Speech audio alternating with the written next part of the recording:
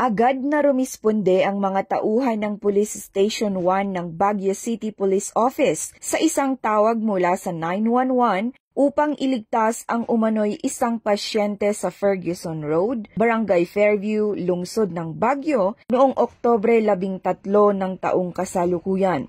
Sa kanilang mabilis na pagtugon, naabutan ng pulisya ang isang 63 taong gulang na lalaki na nahihirapang huminga at agad na dinala sa Baguio General Hospital lulan ng PNP Mobile Patrol. Ang pasyente ay kasalukuyang sumasailalim sa medical intervention sa nasabing ospital.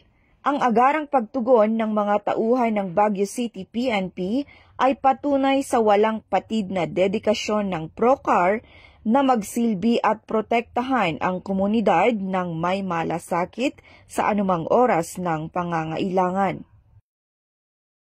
Mula dito sa rehiyon ng Cordillera, ako ang inyong PNN correspondent, Patrolwoman Jezebel Moyaw, alagad ng batas, tagataguyod ng Balitang Pulis.